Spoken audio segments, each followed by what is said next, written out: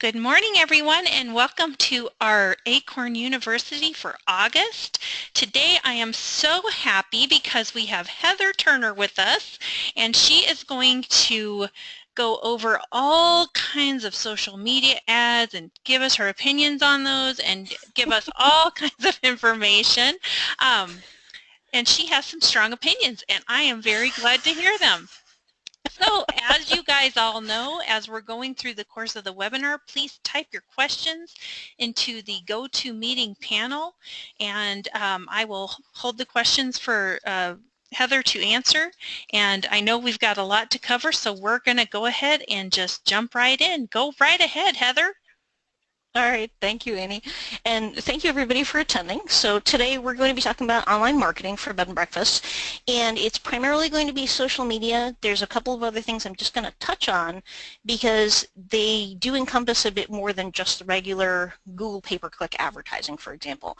Some of the social media, like YouTube, for example, is actually tied in to having a Google account and Google AdWords, so we kind of have to go there.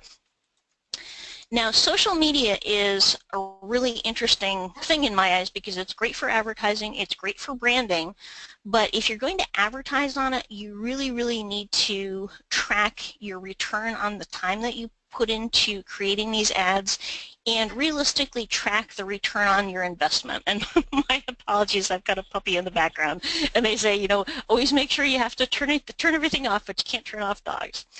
Now, Google search word AdWords, pay-per-click ads, that's probably one thing that most people are familiar with.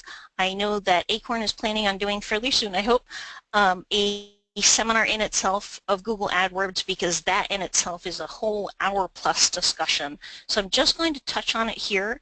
But basically, and it's interesting here when you Google Bed and Breakfast Michigan, for example, our lovely favorite Airbnb.com pops up in here. But these are ads, and Google frequently changes how they display ads. Sometimes they've come up at the top, sometimes they've come up to the side. They do seem to change every few months, so you can't really say, okay, you should be doing it this way because it might change in a couple of months, but at least they are consistent, if nothing else. Now this is what the back end of a Google AdWords campaign looks like, and this is where you're going to find a bunch of other things, and I'm going to point this out here. Some of the other things that we'll be talking about are the display networks, and under display networks is where you'll find things like advertising on YouTube, Admob, which we'll go into in a couple of minutes, and anything else that's tied into this network in itself.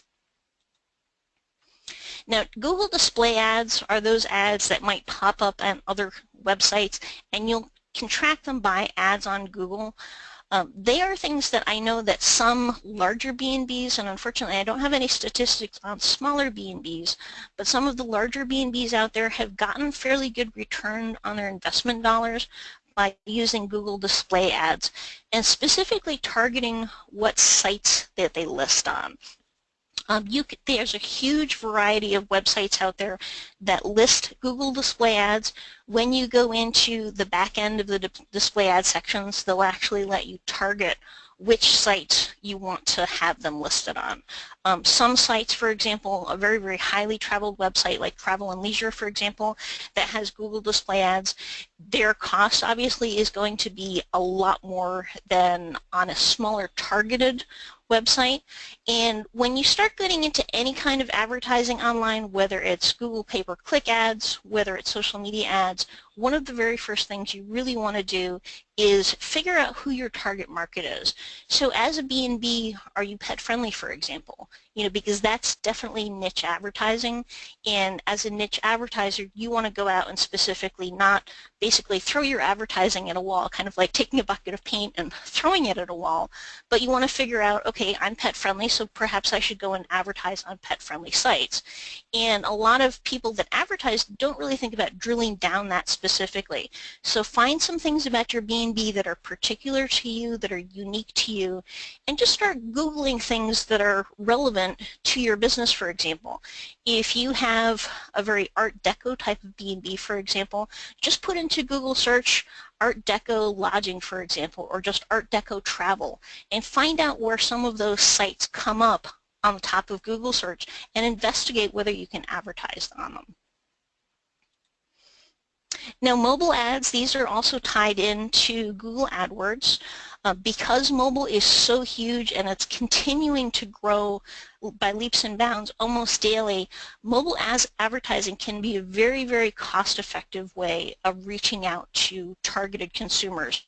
So specifically targeting your guests on mobile networks, on web pages that have mobile capability. Now Admob Ads is something a little bit different because these are actually ads that don't appear on mobile web pages. They're ads that appear in mobile apps, for example. So TripAdvisor, for example, has a mobile application, and it's actually in if you go into Google AdWords and into Admob Ads, TripAdvisor, for example, is one of the mobile apps that you could list on. But again, think of pricing-wise, because anything like TripAdvisor is going to be very, very expensive to advertise on versus a smaller travel website like TripIt, for example, also has Admob Ads on it. And this is the back end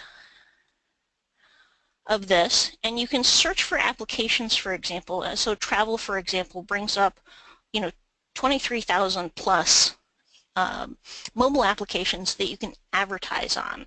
The cost per click is realistically about the same as Google AdWords advertising, so you have to be prepared for, if you're going to advertise on this, one of the things you need to find out is the number of installs per month of the application, because again, similar to the size of the business that you're advertising on, the number of installs per month is going to impact how much you're actually paying per month. So TripAdvisor, for example, might have 200,000 installs per month versus a smaller travel website. And just to use an example, Travel and Surf, for example, I looked at, and it's only got about 5,000. So it's a big difference between the two of those. Now YouTube ads are also tied into the Google mobile network. I have not yet found any B&Bs that have advertised on Google successfully. I know that many have tried this. They have not given me any good statistics on whether it's worth the return on their investment yet. I'm still tracking that. I do know some hotels that have gotten good feedback from this and good return on it.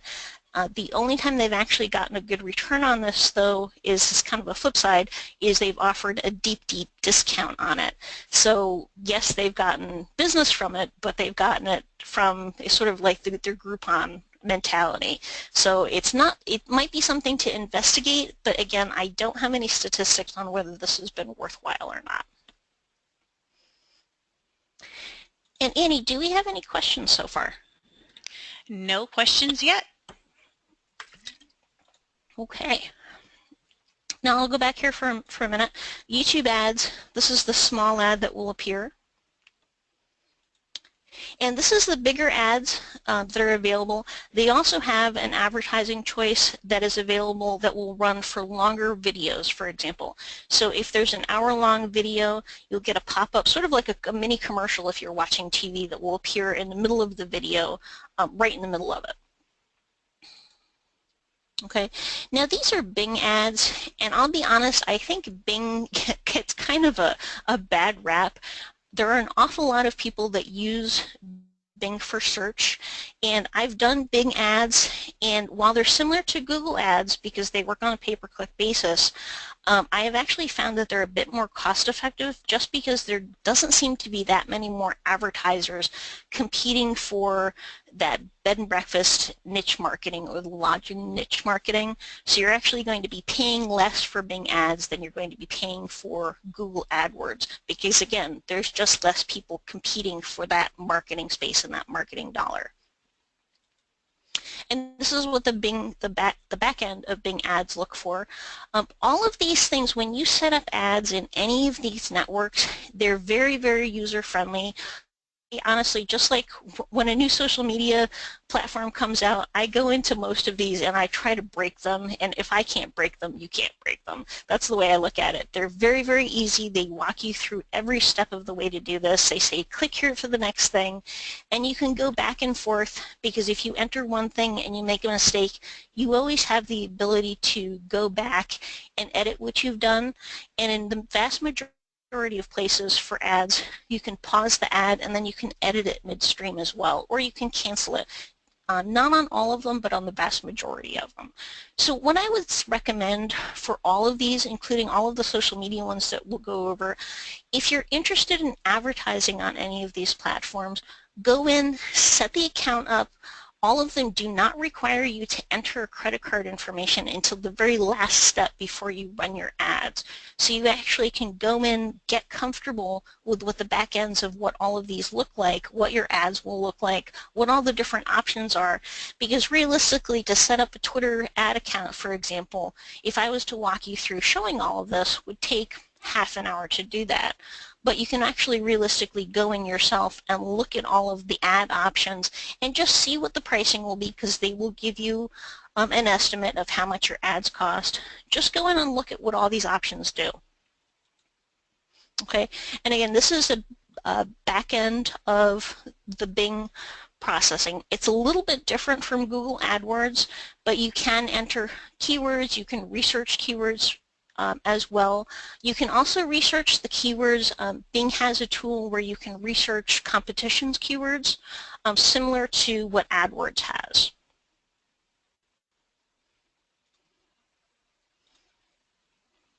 Okay, now Facebook is probably the one that I get the vast majority of questions about, and I know Annie said that she gets the vast majority of questions about as well. They exist in several different formats. Some have pros, some have cons. Most of them, in my eyes, have cons. I'll get into that in a minute. I know Annie said I'm pretty opinionated about this, and I am. There used to be a thing on Facebook called Sponsored Stories. They dropped that in the spring of 2014, and now there's pretty much just two options left. There is the ads that appear here. I'll go back for a sec.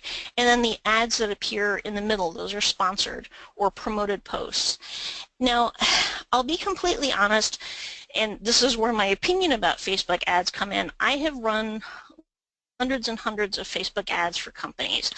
I do not find them cost effective.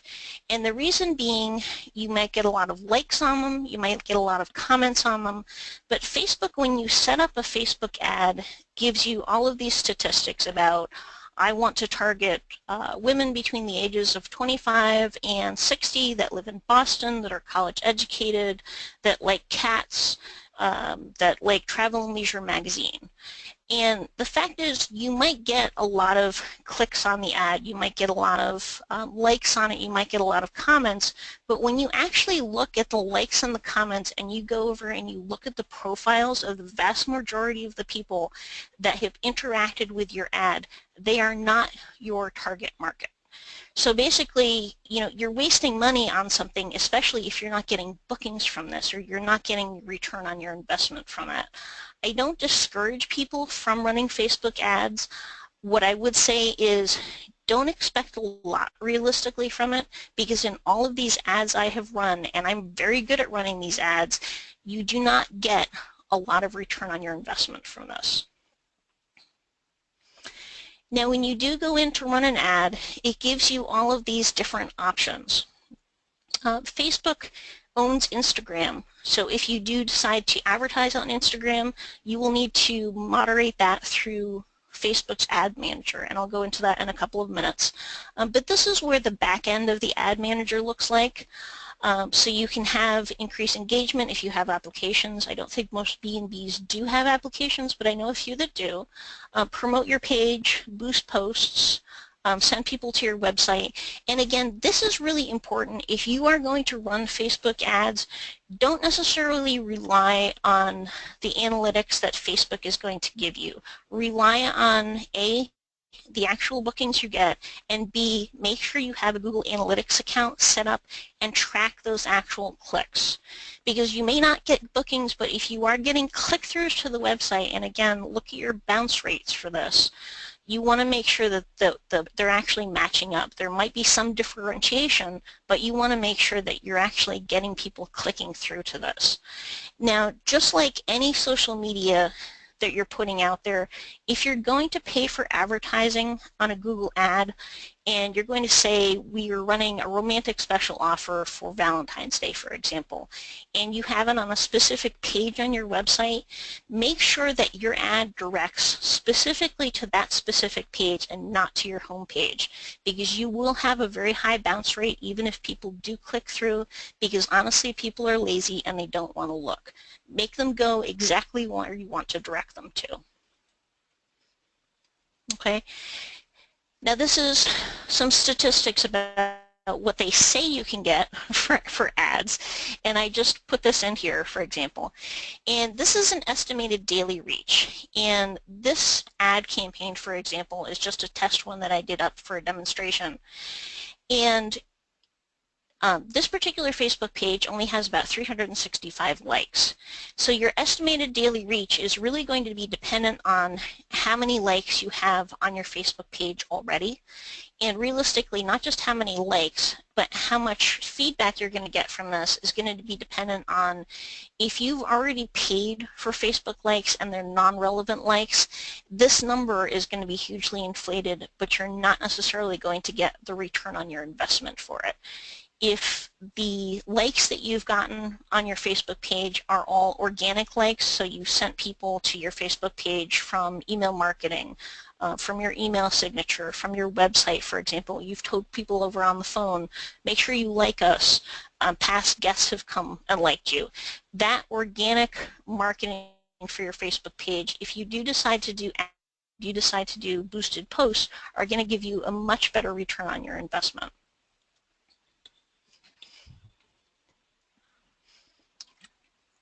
Now, boosted posts, on the other hand, can work, and they can work well. There's three options when you set up a Facebook promoted post. People who like your page, and this might seem kind of crazy that you're paying for people to already like your page, but realistically, because Facebook's algorithms have driven Facebook business posts so far down, if you have 1,000 people that like your business page, or realistically, most B&Bs have between 250 and 500 likes. That's generic across the board for at least the United States.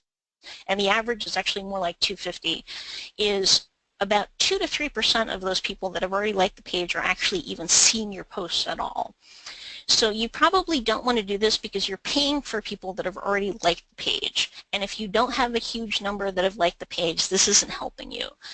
The people who like your page and their friends is the best option for this, because your extended ad network is, say that you have 250 likes, just to throw out a broad number like that, and you know, what did they say, the 6 degrees of separation. So each of those people that has liked your page statistically has between 300 and 500 friends. So you're expanding that network of 250 to about, I think it's about 555,000 if I recall correctly. So you're expanding that quite a bit. You also have this default audience, so you can create a new audience. I have not had good returns from both boosted posts or promoted posts that I've done, or for a lot of the other pages that I'm an admin on, where the owners of the pages have run that. Their default target audience, when they're creating a new audience, they're not getting as much feedback out of it. So I would recommend, if you're going to do promoted posts, do the people who like your page and their friends. Now, budget and duration is a good one. When you first start doing this, the minimum budget is going to be $5. You can boost that up quite a bit, and you can also make sure that if you're boosting it for a day, for example, you can reboost it again. So you can boost it for another day and another day and another day. But you really want to track back again to, are you getting a return on your investment? So you might be getting a lot of comments, you might be getting a lot of likes from it, and think about, before you boost the post, are you boosting it for a reason? Are you boosting it because it's a special offer? Is it boosting because you have, you know, empty rooms for the weekend that you want to fill up? Or are you just boosting it because you think it's a fantastic recipe post and you just want to increase engagement? Well, that's great from a branding perspective, but drill down realistically, are you making any money on it?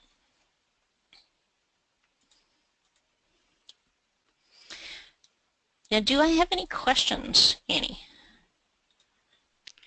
Oh, Not Nope, yet. nope. And the Surprised. thing Okay. is, like, I'll start formulating a question and then you answer Mm, it. So I think okay. you're just covering everything. Okay, good. All right. And I'll just throw some statistics out on Facebook. If you're going to advertise on Facebook and realistically get a lot of return from your investment, realistically, the minimum dollars that you're really going to have to spend is about 350 bucks, which is quite a bit. $500 will go a long way. And when you start thinking about advertising, and this goes into any social media channel, that's realistically $350 is about the minimum ad spend that you're going to need to do to advertise on any of these and really get results on this. And I'll talk about this a little bit more at the end of that, but just to keep that in mind is social media advertising, it's not cheap to get the return on it. And is it realistically worth it for you or not?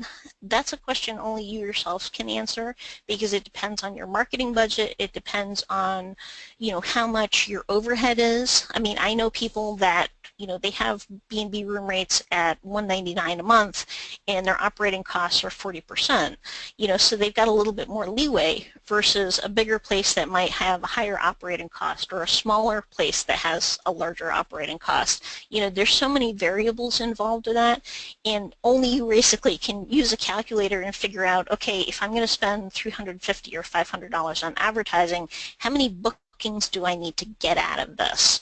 And how many people do I need to, fill those rooms for X number of nights to make this all worth it?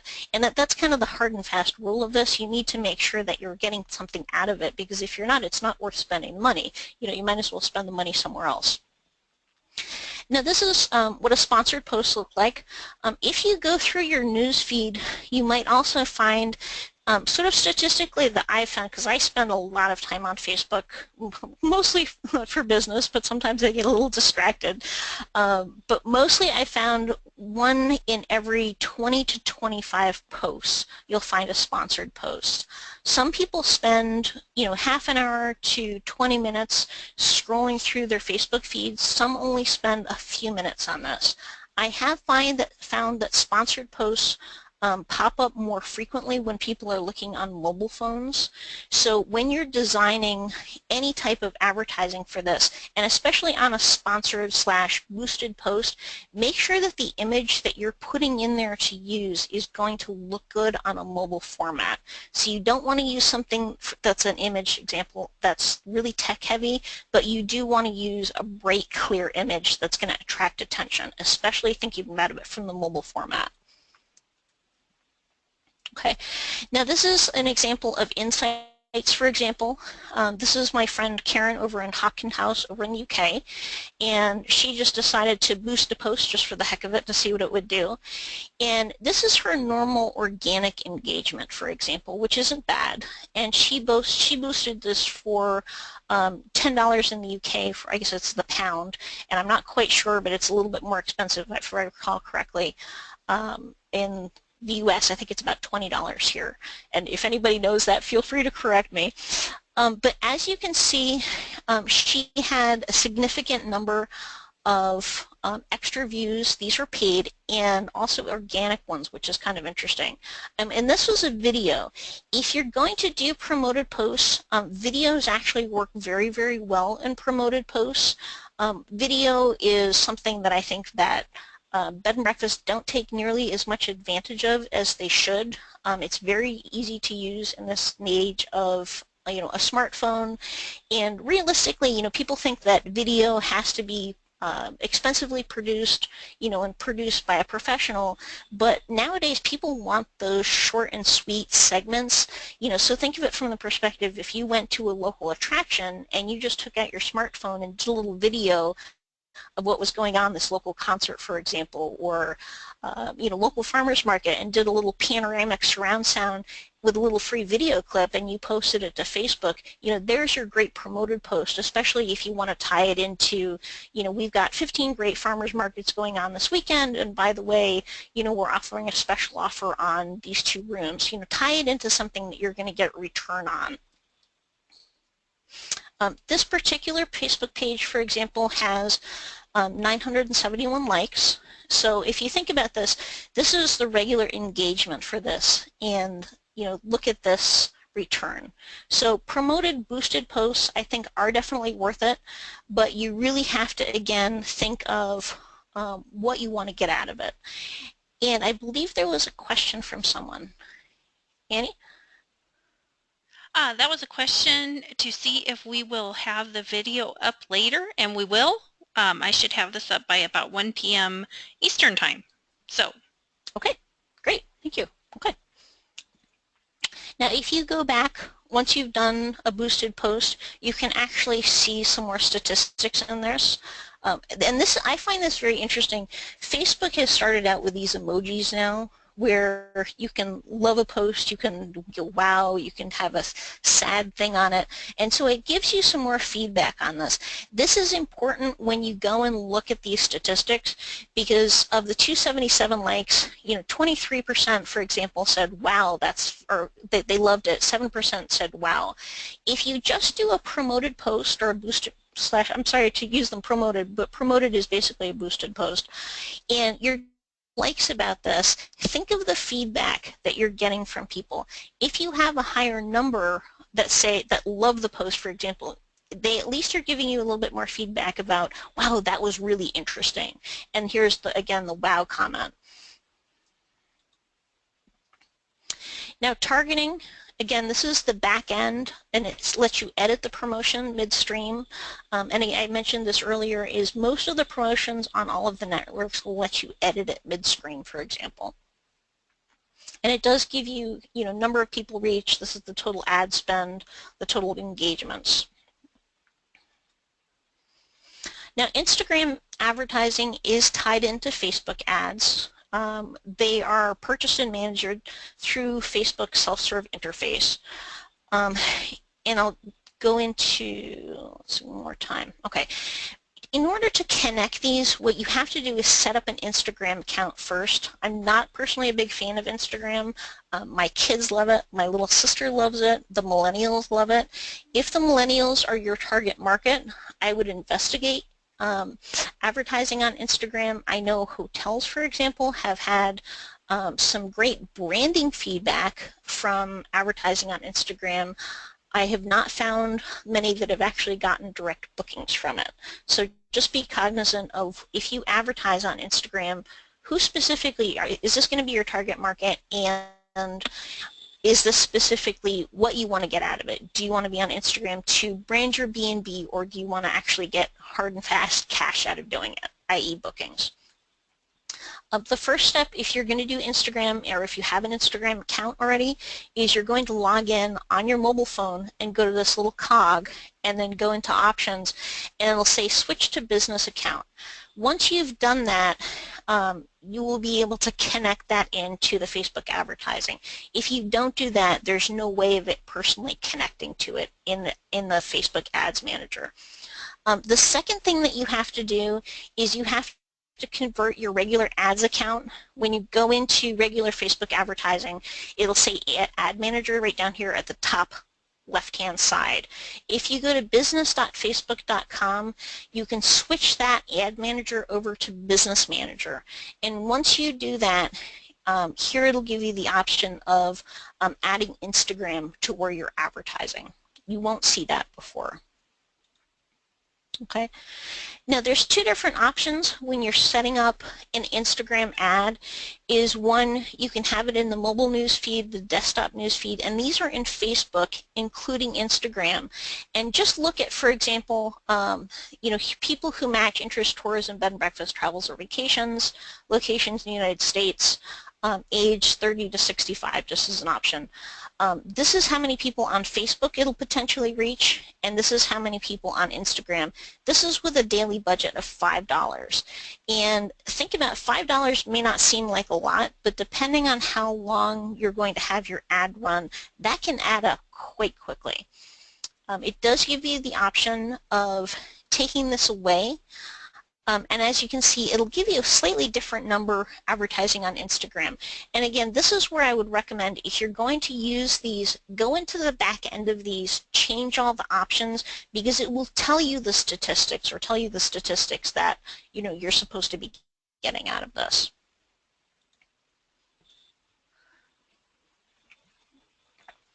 Now, Twitter ads, for example, are something that I don't think a lot of B&Bs have really investigated. It's the paid ads that go into your Twitter stream, for example. You can promote hashtags, you can gain more followers, you can run special offers.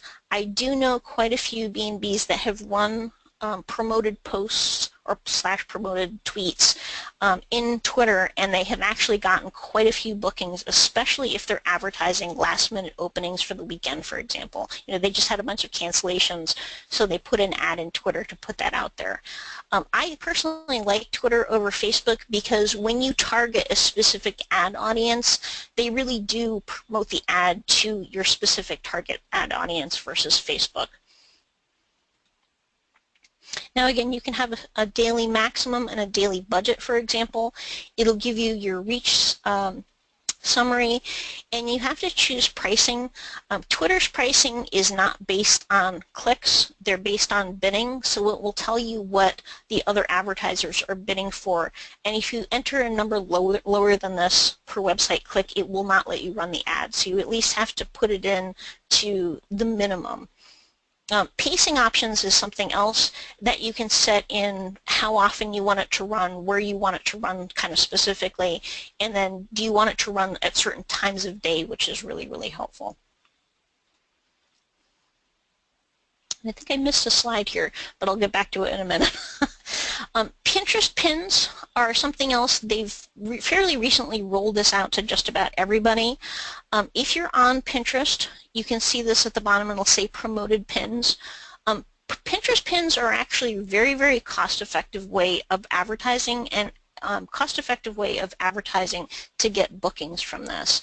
I do know quite a few B&Bs that have run special offers, or specifically vacation packages, not so much special offers, but if they have add-ons, they've got a romance package, they've got a baby moon package, they've got a special getaway that they're running for the Labor Day weekend, for example. By running ads on here and making sure that they have a specifically attractive photo, they have actually gotten quite a few bookings from Pinterest. And again, I feel it's one of the more cost-effective ones to use. And again, very, very easy to set up.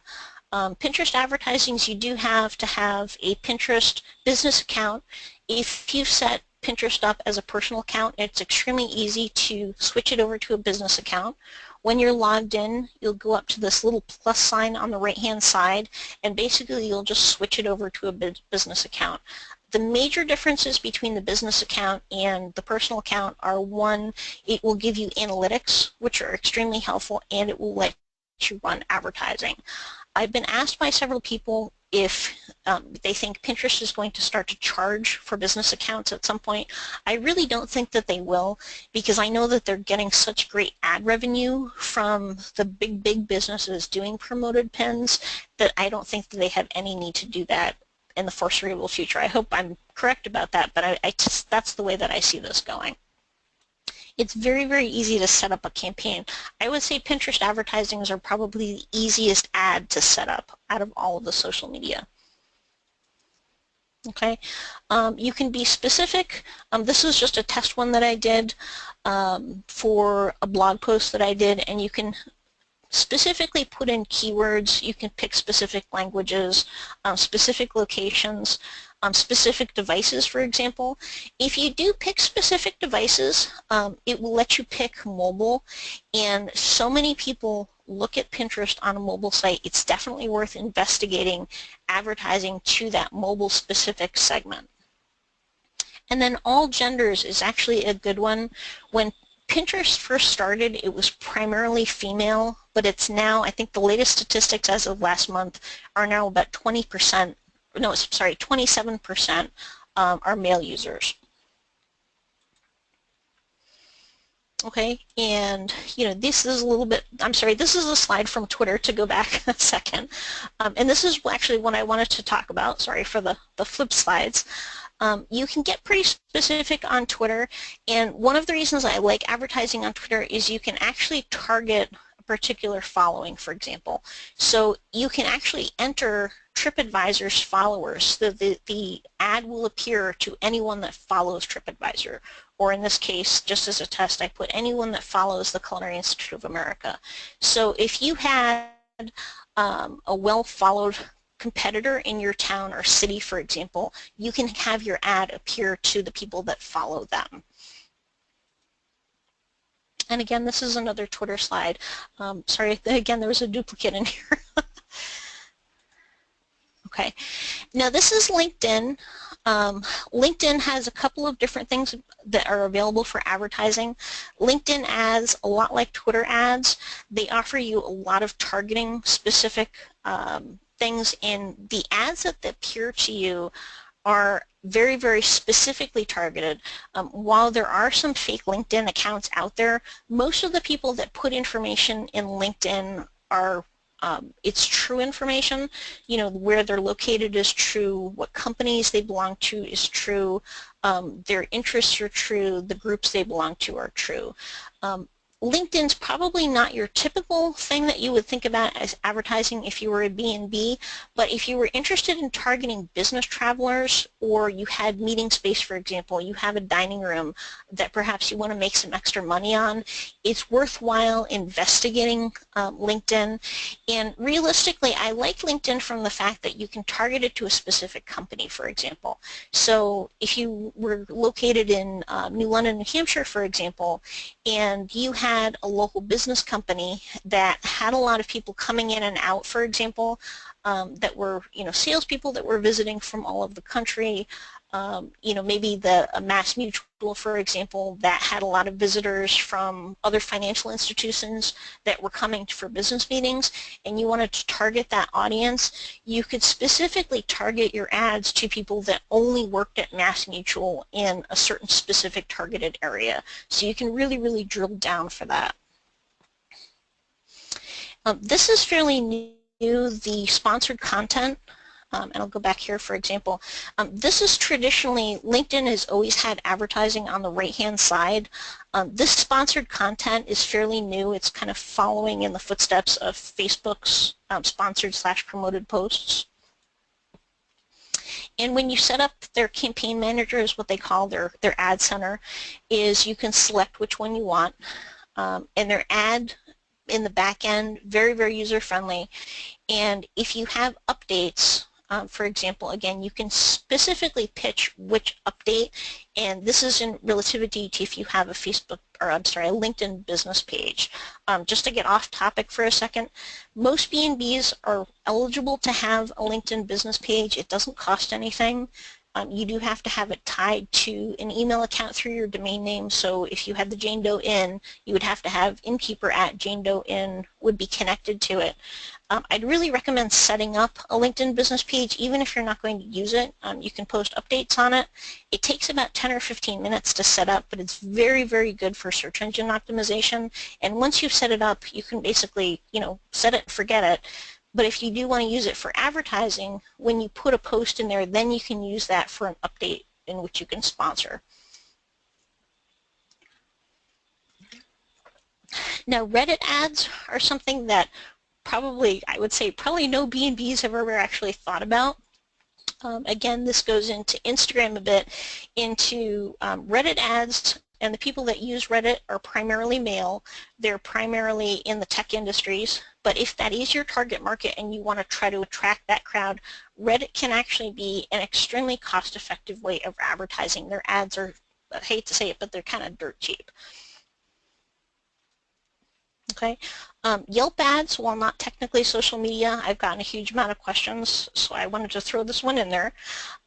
Yelp is quite important for B&Bs to be aware of. It is very, very good for search engine optimization. Again, just like having a LinkedIn business page, I really recommend that people claim their Yelp listings.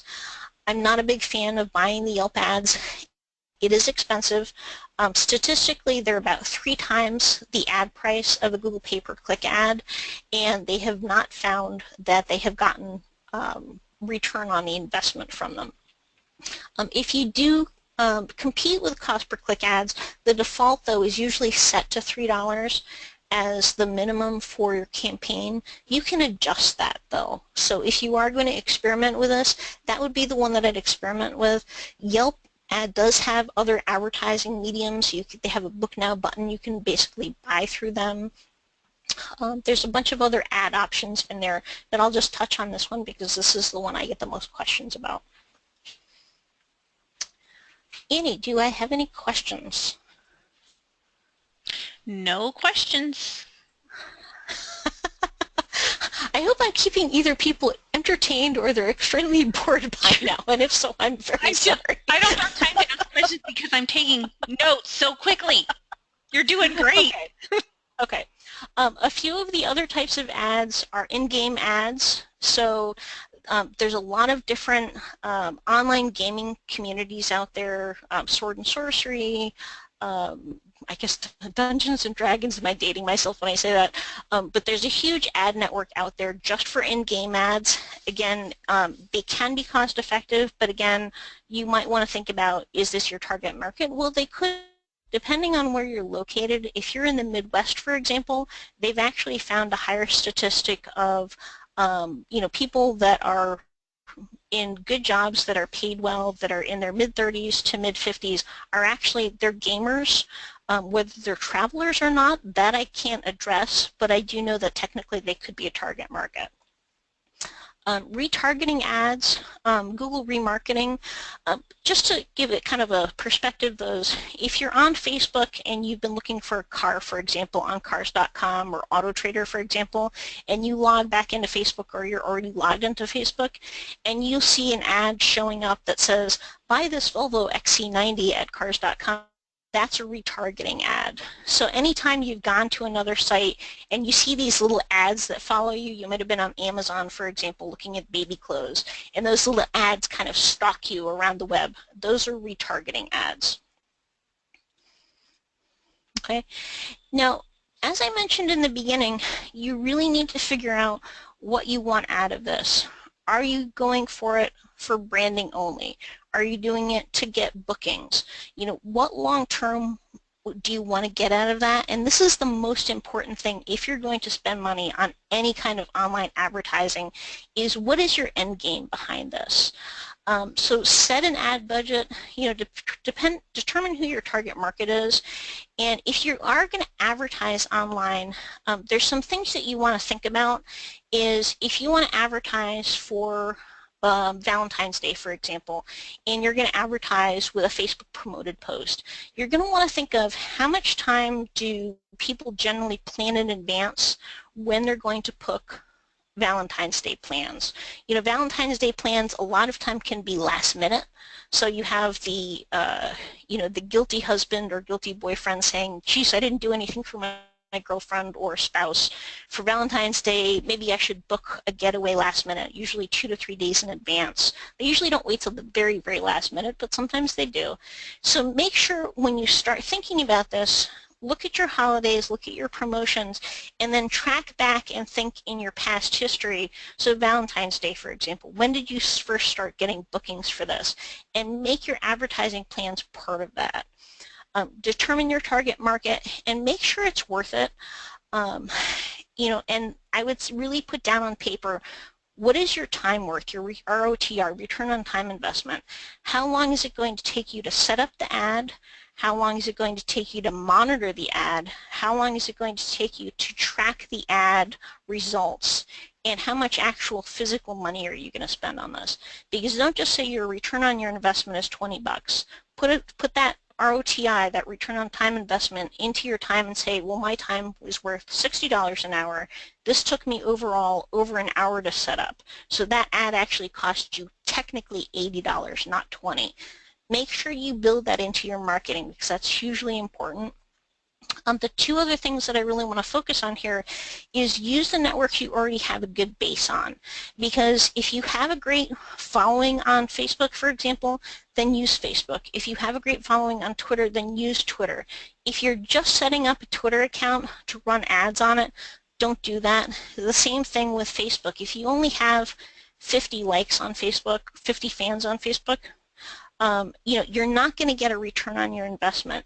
Use those platforms that you have a good following and a good base on already and that you like to use. And again, that's important.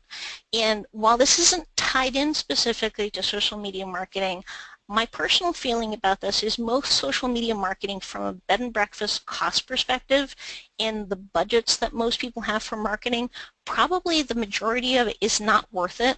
I almost would rather see most B&Bs do email marketing. It's a cheaper cost investment, it's less time, and realistically you get more bookings out of it. That's kind of the hard and fast, and I know I'm supposed to be this social media person, but email marketing that I've helped a lot of friends with and clients with, I am seeing a lot more return on the results than the social media marketing equaling direct bookings. Now all of these links right here can just be Google, so if you want to do an ad on Pinterest, just go to Google and Google Pinterest ads and you'll come directly to this link. But as you can see, they all have advertising in here, but these are basically all of the links. If you wanted to go investigate them, I can send those out by email, or again, you can directly go and just put into Google advertising on Facebook and it'll lead you directly to that link. Okay. Now, any questions? Annie? All right, guys, this is your chance to ask questions. We have about 13 minutes left in our hour today. So definitely, let us know if you have any questions. So what I'm hearing from you, Heather, is that Facebook ads you're not such a fan of, but it sounds to me like determining what your goal is going to be the most important thing on any ad. Absolutely. Tammy is saying, excellent job, Heather. Thanks, Tammy. Good to see you on.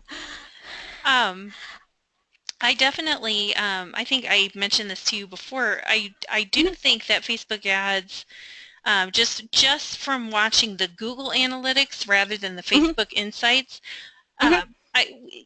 there's definitely a lot of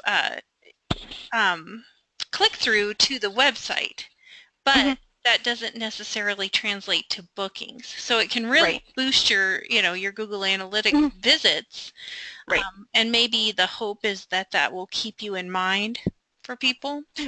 Right. Well, and that's, like, again, and that's really important before you start advertising in these. If you're just doing it for branding, it can be very, very, very useful. If you're doing it because you want to drive bookings, that's such a big variable. And then, so I mean, I think it can be worth it, but again, you really have to track what you're getting from it. And then, so for Twitter, you thought that was a better deal to get actual bookings on last-minute specials and things like that. Yes, absolutely. I mean, I have seen promoted posts get actual bookings from it. You have to be really careful in terms of wording, especially on Facebook boosted posts / promoted posts. Sometimes they don't like the wording, sometimes they don't like the image. And again, if you're going to use a boosted post, especially for getting bookings, make sure you have, and I mentioned this earlier, a good mobile optimized image. So like an image of, the beautiful lawn that you have with a couple of deck chairs.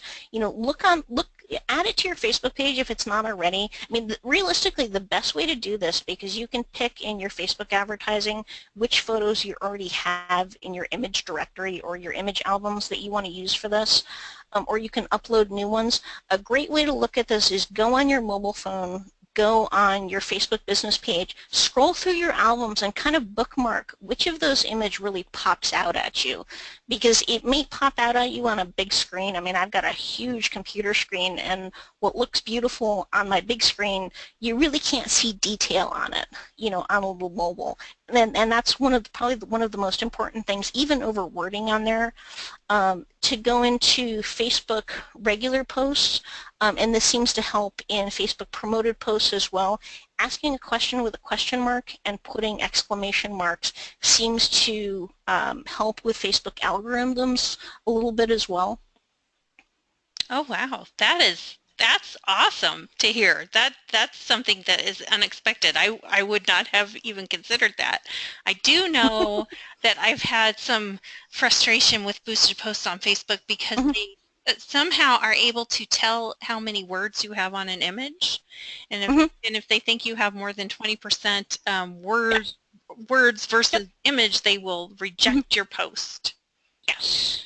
And so, okay, we have some questions. All right, first comment from Tammy. I have had great success on Facebook boosted posts for our chamber and events. Yep, absolutely. I think events are, I mean, I think events are great. Like if you do anything at your inn that is something that is not necessarily an overnight stay, that is something that you could definitely get out on Facebook. Yep, absolutely. And then Gary asks, apart from buying ads, do you feel like being active on social media is important to organic search results? I do.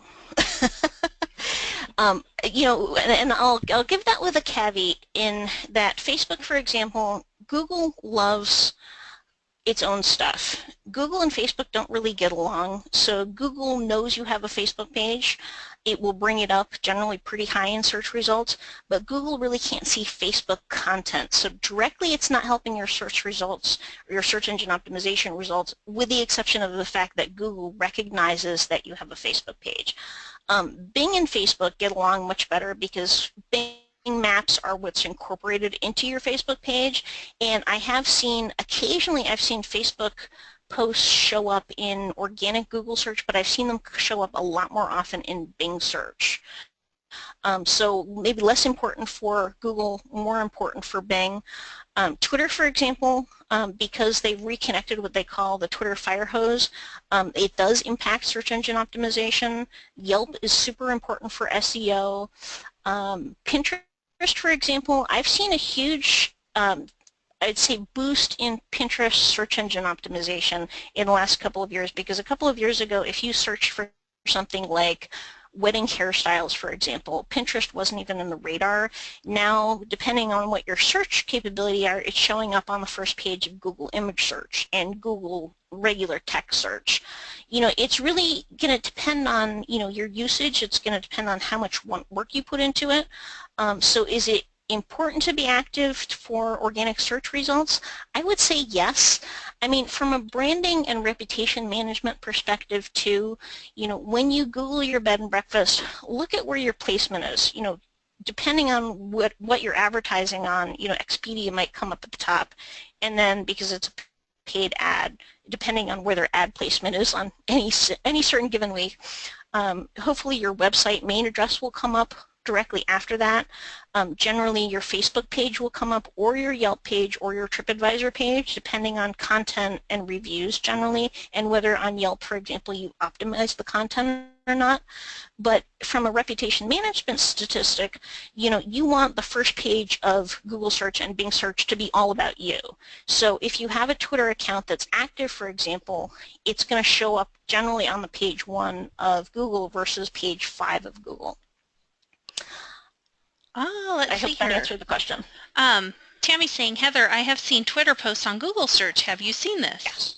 Yes, and that's where Google's fire hose connecting it to Twitter got reenacted, I think, late last year. Originally, they had a deal with Twitter years ago, and then they cut it off for about 3 years, if I recall correctly, and then they just, within this past year or so, reconnected it. So yes, I have seen that, Tammy. So one thing that I would just like to throw out there to everybody is that Um, the worst thing I think you can do with social media in general is to set it up and then not use it. Um, Mhm, it's so awful when you try to find out information, and people do. I do it. I mhm. know other people do it too. You find about a business and then you start looking. TripAdvisor, Yep. Facebook, Mhm. you want to get all the information about the business. And so if you posted something in 2013 and you haven't posted anything since, that almost looks like, Yes. is this place even still open? So if you're going to set it Yes. up, use it. Use it. Yes. Yeah, absolutely. I mean that's probably, and I know people that have been on my webinars before, or seen me in seminars.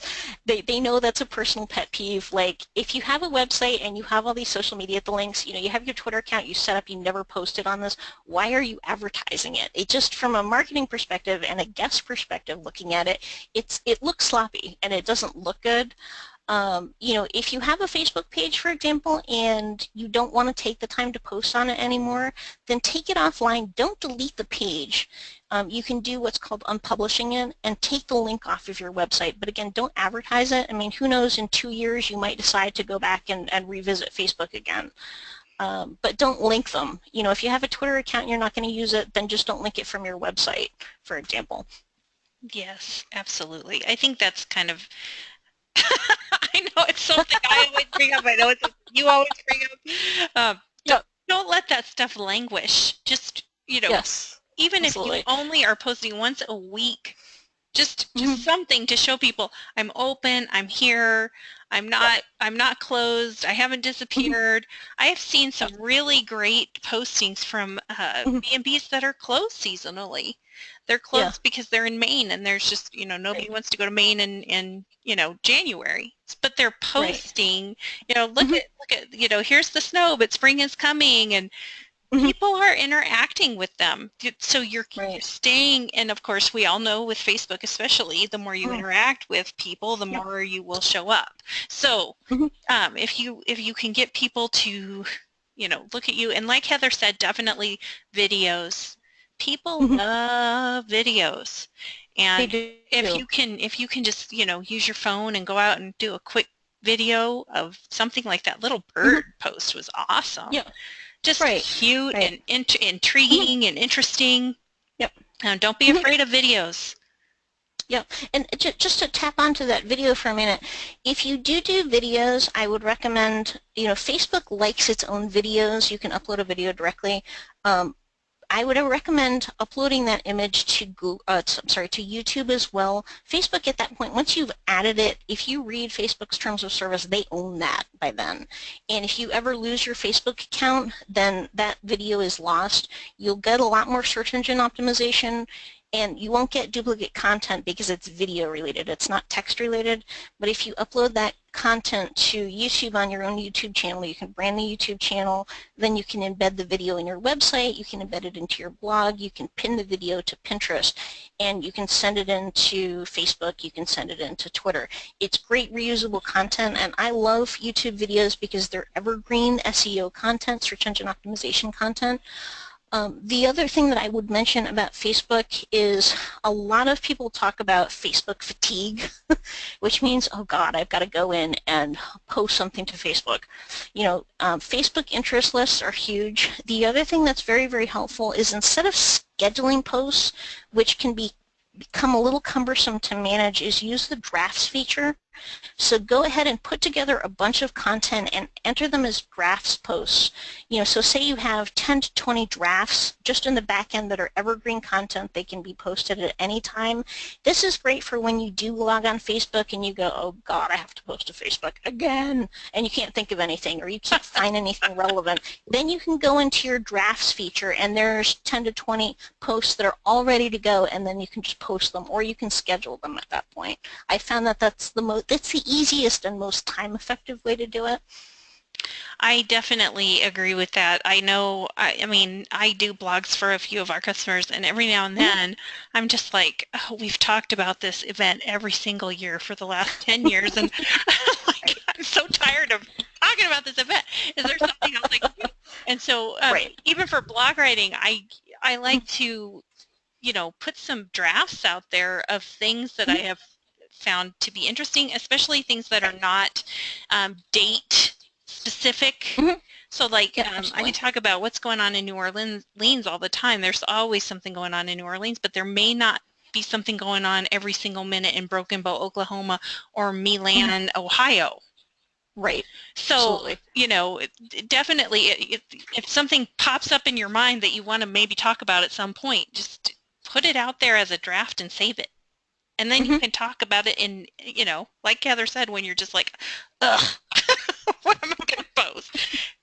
Right. All right. Absolutely. Well, we have Okay. reached the end of our time. Heather, thank you so much. This was a Oh, you're welcome. great, so much information. And then I definitely, I'm very interested in us talking about doing how to actually set up a Facebook ad, like the Mhm. nitty-gritty on that, and then pay-per-click as well. I think that would be super Okay. awesome. Yeah, I mean, and if anybody's interested, I mean, I'd be happy to walk through them. And again, all of these, including Facebook, are very, very self-explanatory. But if anybody needs, or is anybody's interested, I mean, we can always do, Twitter ad setup, Pinterest ad setup, any of the other ones that are LinkedIn, for example. Or if they want to figure out, or they want to find out how to set up a LinkedIn business page, it literally takes about 10 minutes to walk you through because there's not that much to it. All right. Well, thank you so much Okay. again, and You're everybody. I'm welcome. going to Thank you, go Amy. get this loaded up right away, and I appreciate your time today, and we will see Sure. you on Thursday for Club 60. Okay. Thanks, Annie. Thanks, Thanks, everybody. Have a everybody. great week. Bye-bye.